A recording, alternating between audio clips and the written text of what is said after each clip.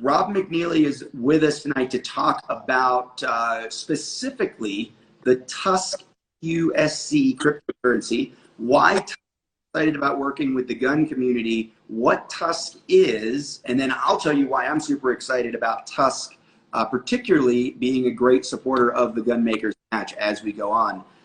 Rob McNealy, tell everybody a little bit about yourself, and then let's get into TUSC. Sure. So I am a serial entrepreneur.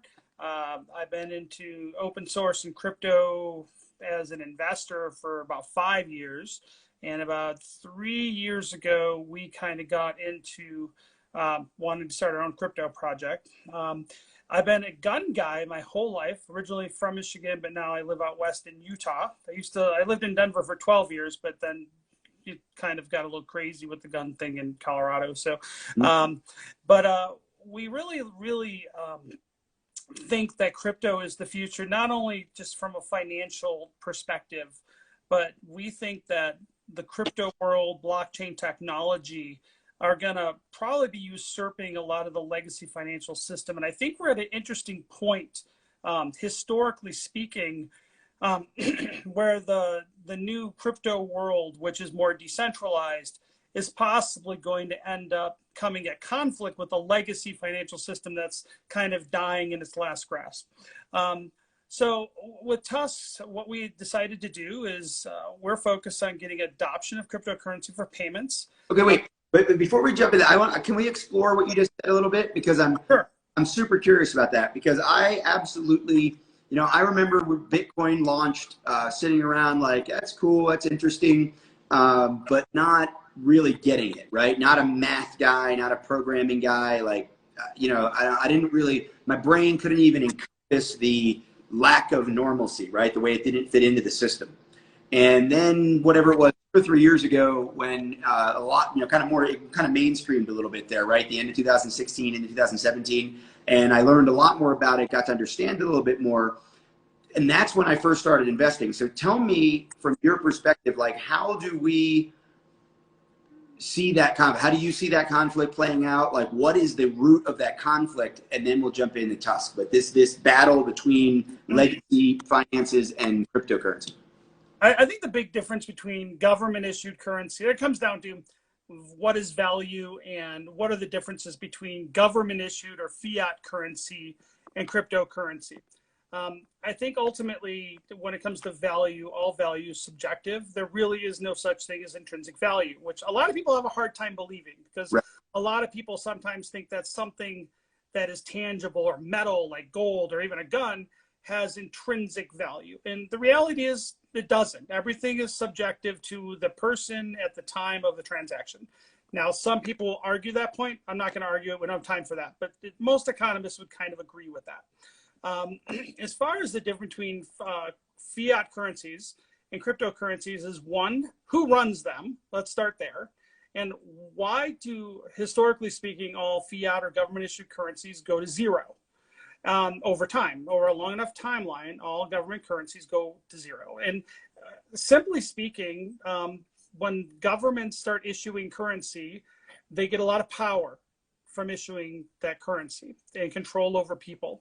And there's a lot of temptation on the corruption side to basically print more, because the more money you can spend as a politician, the more power you have. I had a hard time understanding this when I was younger, is that why do politicians want to tax more? And why do politicians want to spend more? And ultimately, because the more a politician can spend, the more they can basically get bribes for giving away special government favors and government contracts to their cronies. And so if you understand that model and accept that model, which I do believe is true, now you understand that politicians have a perverse incentive to print more money and spend more money, because they personally make more money doing corrupt things. And so historically speaking, that's understanding humankind. And that is kind of what happens with government currencies, because government politicians don't have really any limits in place on what they can do with money. So cryptocurrency, one, the rules are open. So it's open source, meaning anybody can see the rules. When it comes to government currencies, The rules about how that currency are made are done behind closed doors. We call it monetary policy, but usually it's very sketchy. It's not done with input from people that use it. And usually it's a collusion between bankers, central banks, and politicians. And you and I and our opinions on it don't really seem to matter much there. Whereas cryptocurrencies and blockchain technologies, communities launch cryptocurrencies. The rules about how those cryptocurrencies are managed, how they expand, how they're inflated or not inflated, are all done in code and mathematically are visible to everybody. So people, one, know the rules. Two, the rules tend to be a little more fair and a little more, let's just say, solid, because politicians can change on a whim whatever they want to do at any time, and debase currencies. Whereas cryptocurrencies, depending on the type of currency and blockchain, they're not so easily or even possibly being able to be debased. And I think significantly, those are the two big differences between a government-issued currency and a crypto. Okay, good. That helps kind of frame this up for now. Tell us about TUSC. Sort of, is TUSC? How does TUSC work? What are those rules that you've talked about with TUSC? And then we'll get into the connection to the Second Amendment community. Okay, so one, I always like to preface my comments. I'm trying to keep this held up. I like to preface all my opinions about Bitcoin and TUSC is that I'm a huge fan of Bitcoin. I own a lot of Bitcoin as an investment. With TUSC, we don't see Bitcoin as a competitor. We don't see it as a conflict because we're doing different things. Bitcoin is a 401k, in my opinion. That's how most people view it now.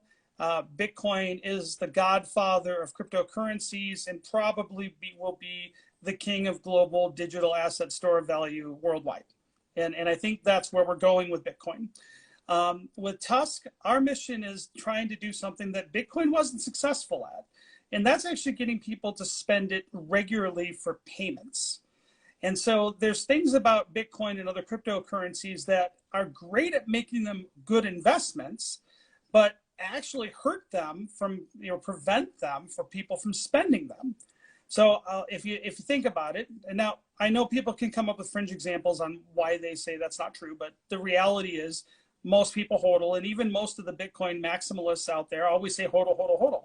And by the way, I hodl my Bitcoin too. But I'm not going to sell my Bitcoin, my Tesla, my Amazon stock to go buy groceries.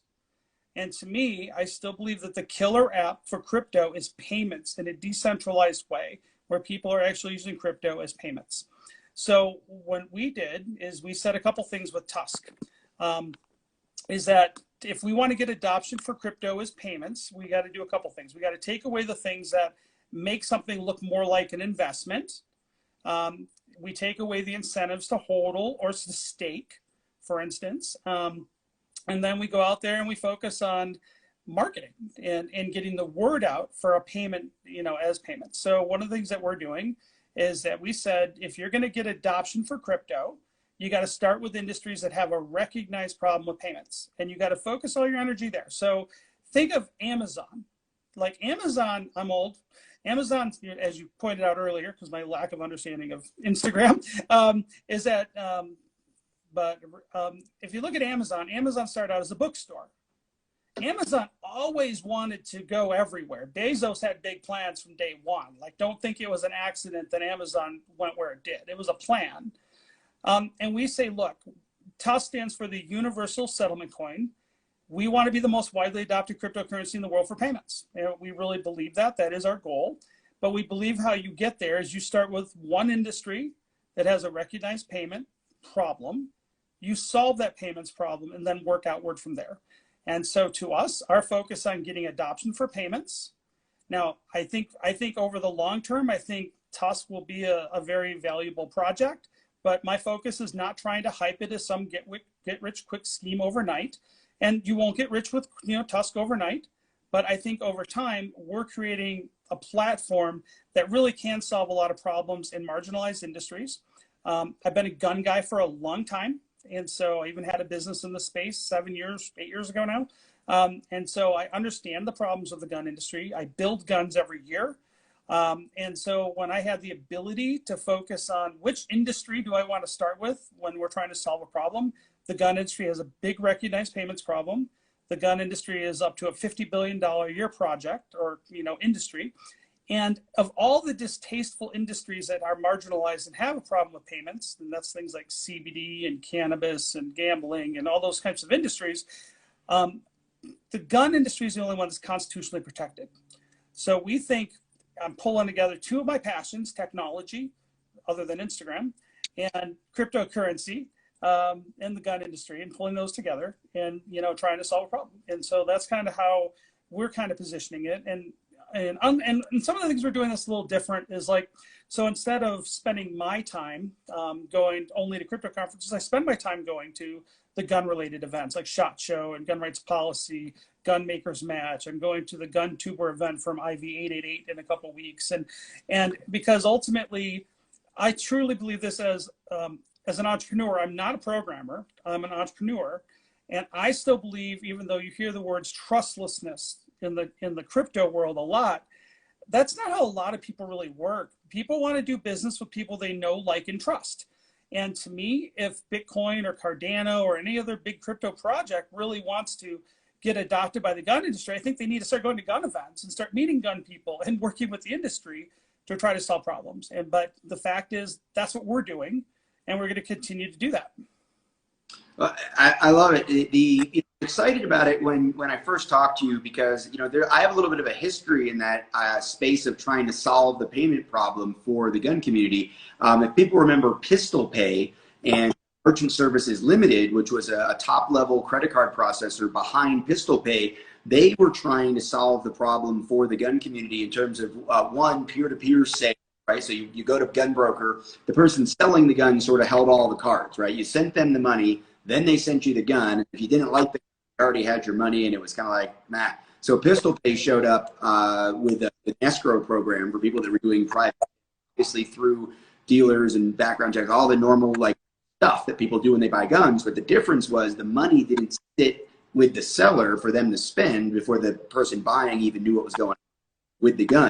So that was an interesting part of the project, but really what was behind it was guaranteed access to credit card processing for the gun community. And that company had actually started in a niche market also inside of the automotive world. Now, they didn't have any particular problem, just happens that that's where they were. They were in big money car racing, and they spent a lot of money. They saw a lot of people spending money, and they decided to take their business and form a business there, and then parlay that into the family interest in guns as a service provider. You're talking, it's way more than that. And you actually have some companies that are already hooked in. I think there's a body armor company was your first sort of big adopter. Yeah, Citizen Armor in Spanish Fork, Utah is a body armor company. East Side Traders in upstate New York is an FFL that accepts it. We're talking to about a half dozen other small mom and pop kind of shops. I know right now we're about to close. I don't like to say the word close, but we're about to onboard a machine shop that's going to be producing 80% lowers in California. Let's see where that goes here in the next couple months. So we're talking to a lot of people. I honestly just got off the phone with about a $300 million a year gun company talking about TUSC. So, I mean, there's a lot of interesting people we're talking to because there's a lot of interest. And I think part of it is that a lot of these, right now, if you're a $300 million company and you don't have someone looking at crypto one way, shape, or form, you're already behind, right? And it doesn't mean that maybe it's not working with us, but working with some crypto, this is the future. And if you're not paying attention, you're going to be wiped out. So I think ultimately, yeah, we already started getting some early adoption. We are talking to a lot of people every day. It's like my full-time non-paying job. I'll tell you that. Yeah. Yeah, well, and again, it pays off in the passion, it pays off in the project, and it may be financially as well. And in full disclosure, you own some TUSC. So when we first started talking, I was like, I'm in, I get it, it's exciting. And what we also should mention then is kind of why we talk, because you saw a potential, marketing opportunity and outreach opportunity, get to know the people in the community through the Gun Makers Match. So if you don't know about the Gun Makers Match is coming up on June 19th at Ancient City Shooting Range in St. Augustine, Florida. And we are going to have a competition for both kit builds Polymer 80 is one of our sponsors on the kit build side, and 3D printed guns. There's going to be pistol, brace pistol or PCC, and rifle divisions in and it's just going to be fun. It's going to be a good time. We're probably going to have, at this point, it looks like a full 75 shooters, counting the sponsors, staff, all of that. So we got 50 competitor slots that are available. I think there might be, I don't know, 8 or 9 left. There's less than 10 left at the website, gunmakersmatch.com. And you reached out to me about having TUSC be a sponsor. And this has not been announced officially yet, except inside a circle of people who are already in there. But what TUSC is actually doing is if you sign to be one of those 50 paid competitors, you're getting $50 worth of TUSC. Boom, right there. Sign up, get an account, and I'll let you talk a little bit technicalities of that. And when you get an account, get a wallet address, you're going to get $50 worth, essentially your entry fee, the $50 entry fee you pay for your first division of competition. You're getting it back from one of our sponsors, which I think is an incredibly cool way for you to get people invested in what's going on with TUSC, get people to have the wallets set up. And then, of course, we're going to have some prizes also. So there'll be some larger chunks of TUSC that go to people who actually do well in the competition. So, A, thank you for supporting the Gunmaker Match. B, thank you for doing it in a super creative way. And tell everybody a little bit about, because I've already seen some comments like, where do I get this? How do we make this happen? Where do I buy it? And it's not on, like Coinbase is probably the most popular place to do crypto for the average person. Not quite there yet. What do people do to set us? How do they get involved? And what do all of our competitors need to know also? Okay, so there's a lot to unpack there. So we are not on any American-based exchanges yet because we just started rolling out in the last basically, 8-10 weeks. So getting on American-based crypto exchanges is a growth process. So you have to be a certain size of trade value before a bigger exchange will list you. It's just part of the process. We are on 5 exchanges right now, and if you go to TUSC.network, there's a button that says Get TUSC, and it'll list where the different exchanges are. So it's not super straightforward, unfortunately. I wish it were. We are working on improving the onboarding workflow, and it'll just get better over time. It's just like anything else. It's new technology, and we're not the only crypto that has this struggles with some of these onboarding things, especially for people that don't already have crypto. But I always tell people join our Telegram group. There's lots of people in there. If you're struggling, we'll walk you through some of this stuff. We also have guides on how to buy crypto and buy TUSC on some of the exchanges at TUSC.network under the community button. And so I always tell people join our Telegram group, and there's a link at TUSC.network because there's someone in that group pretty much 24/7. I mean, even I'm in there, like I got it on every single device. So I'm literally in Telegram. I know Telegram, right? Instagram, yeah. I don't spend a lot of time on. I have like 360,000 followers on Twitter. Like I just don't do. You don't need the gram, but I'm just newer on Instagram. I didn't know if you could do it on a mobile device. You had to do it on a mobile device. So as far as the interesting about the Gunmakers Match, and this is interesting about like a decentralized crypto project like TUSC, is I'm not the CEO. There's no president. I'm like this. I would say I'm the mascot because I'm the guy who talks a lot. But most of the other people we have a whole team behind it, but they're mostly more introverted than I am. So they always push me out front. But we're a decentralized project. And in crypto terms, this is the hard thing for a lot of people to understand what's new about the crypto world. And a decentralized project means it's a community of people that kind of get behind either a project or a protocol. But there's no company, there's no CEO, there's no legal entity. We are literally a protocol. And I like to tell people that it's something like between a nonprofit and a co-op. That's what a decentralized organization is. And so with our project, okay, how do decisions get made? So we have a very robust voting mechanism and proposal process. And we're going to be making that more streamlined over time too. But the idea is like with the Gunmakers Match, I just didn't say, hey, Rob, here's, $2,000 or $5,000 or whatever, we had to walk Rob, and we've done this with other people, but Rob, as the organizer, had to put in a proposal. And so what Rob is saying, and anybody can do this, by the way, is if they have an idea and they want to support the community, they can write up a proposal. And what happens is if the community votes on it, the community has this funding mechanism built into the software. And so right now, I think there's about $400,000 to $500,000 in this worker fund. Now, I don't control it. The only way money comes out of that is the community votes on it. And in our crypto project, anybody who has any TUSC gets voting rights. So it's not just if you own TUSC, you don't just have value there. You actually have a voting right. So people who have one TUSC is one vote, and you can vote on proposals and have an actual say how your money is going to be programmed, spent, marketed, you name it. And so in this case, Rob, as you recall, it's kind of clunky at first, but once you understand the process, you put in a proposal. We talked a little bit about that, and you put it out on the forum and talked a little bit about it. And then it went to a vote of the people, so to speak. And the people voted to fund this activity and to sponsor the gun makers match, because we feel that it's not only, we like 3D printed guns and DIY guns, but we also felt that it was a good way to get some, get TUSC in the hands of a lot of people in the community. And so that's interesting. That's kind of a big difference between how like a government project as far as money is worked and managed versus how crypto is done.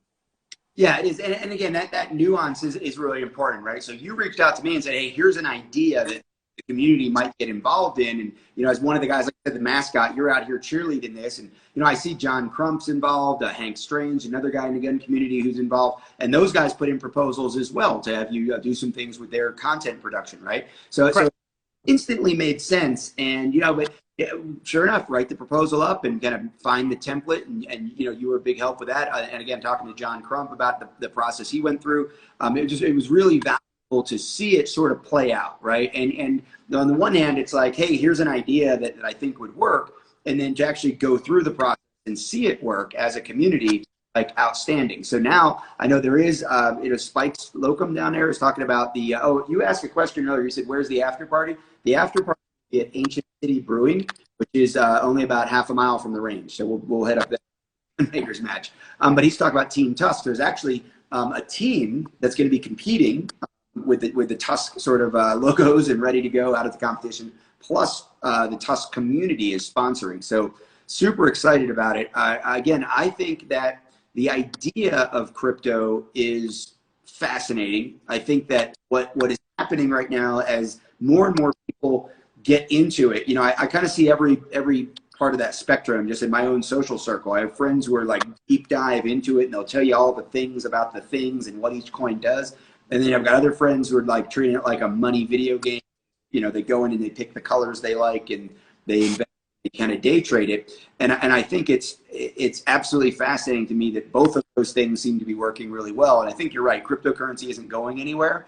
It's a matter of which cryptocurrencies are going to be the most useful, the most valuable, and the most sort of embraced.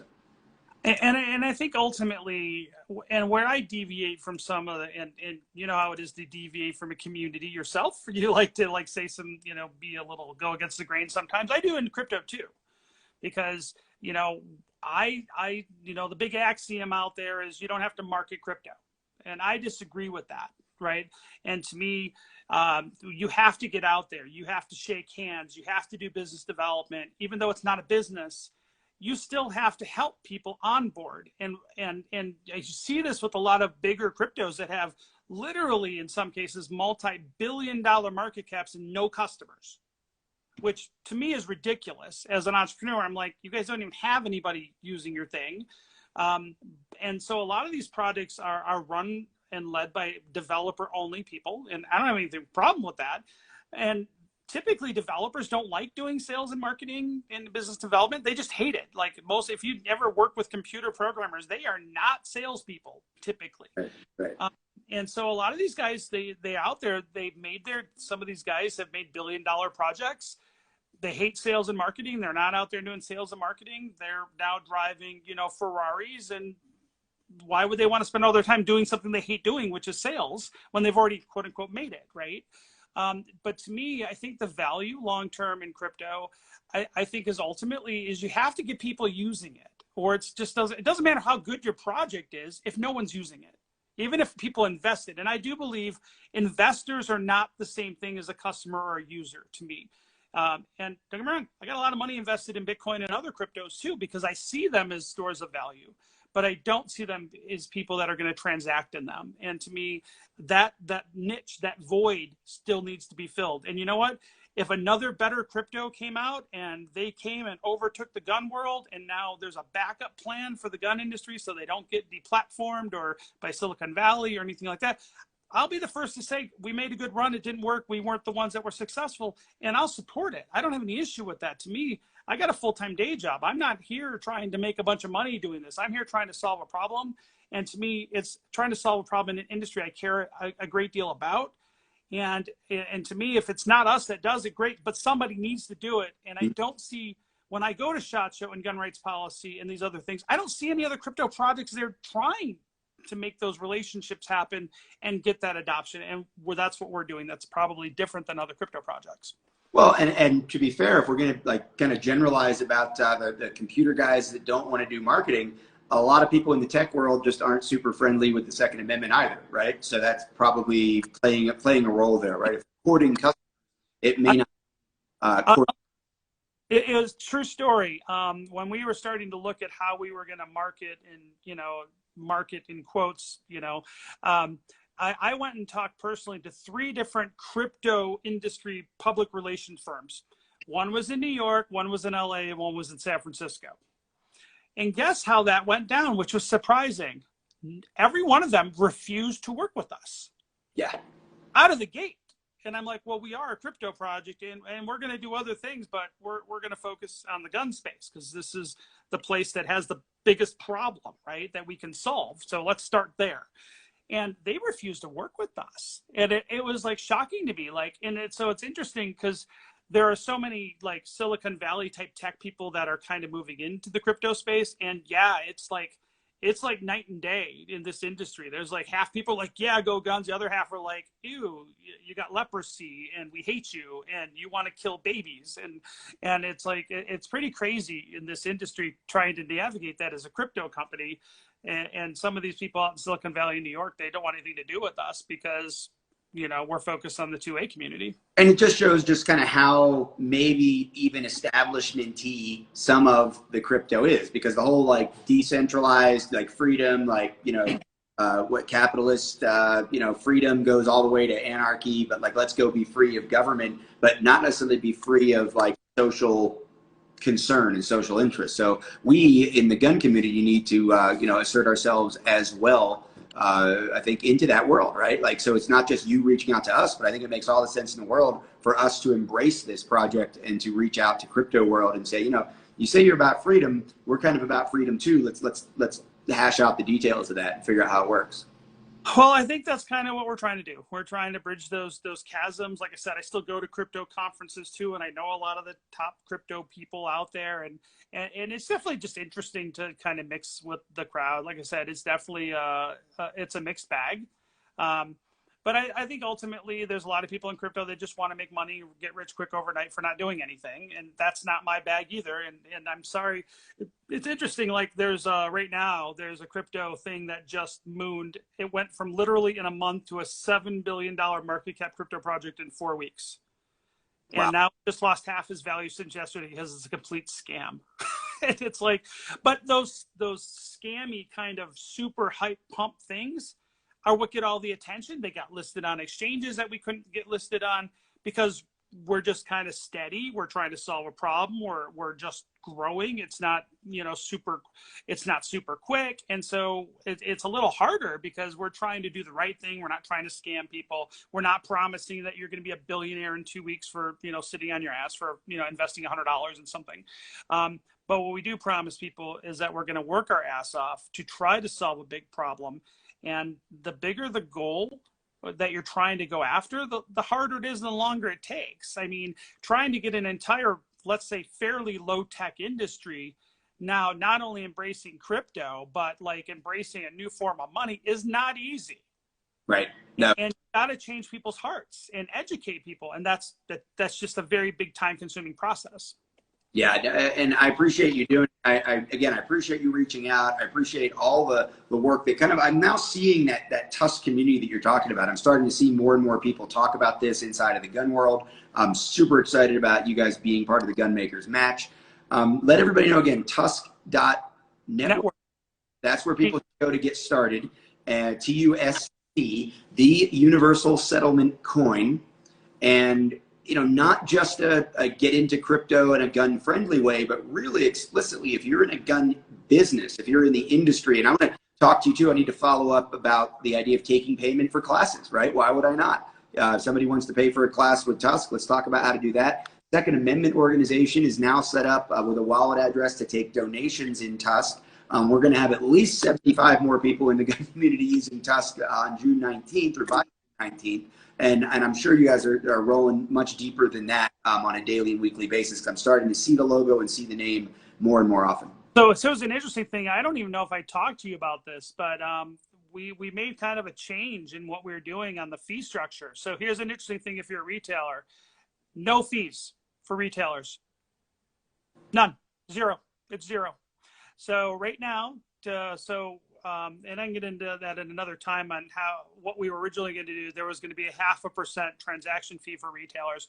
We are not implementing that function on the blockchain. We have decided as a community to not implement an additional fee. We're going to leave it as is. So to move any amount of value on the TUSC blockchain costs 50 TUSC. Now that's equivalent right now to about 0.5 penny.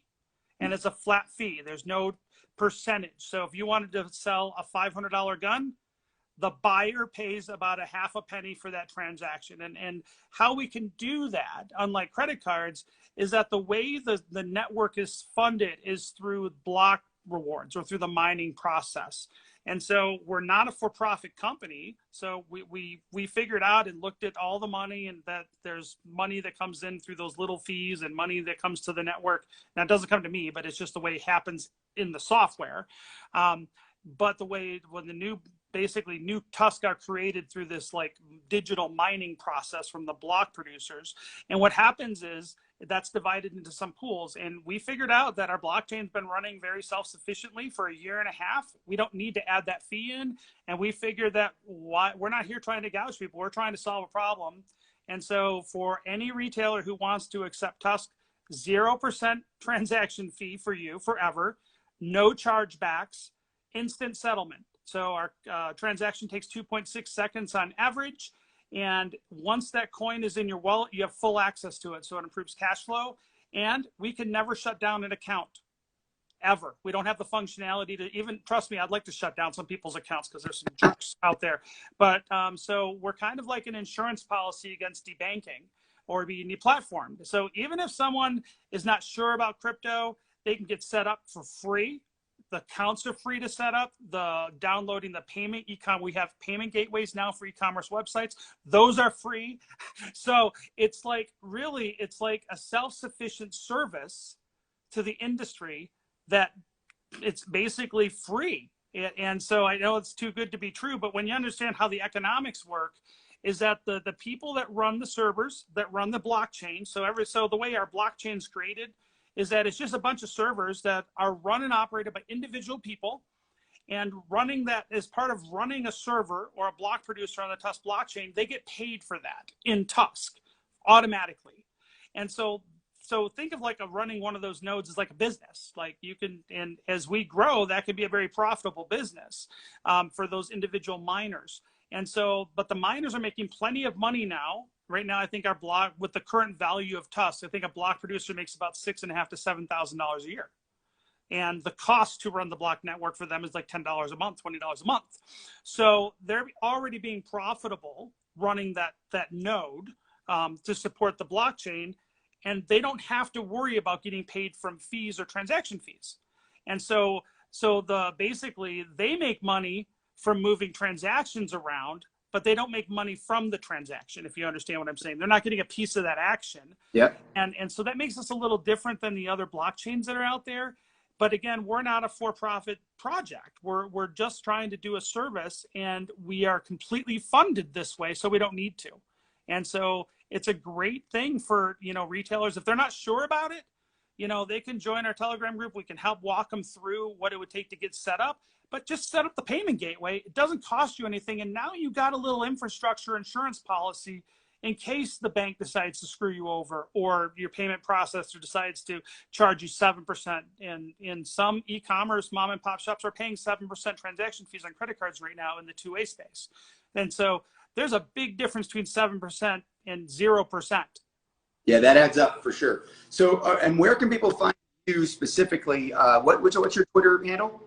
It's just my name, Rob McNealy. I'm at Rob McNealy anywhere, essentially. So on Minds, on Library or Odyssey, and on Twitter, just search for me. I'm at, even on Telegram, I'm at Rob McNealy. Cool. And will you be down at the Makers Match? Cody has roped me into it, so I'm actually going to be shooting in it.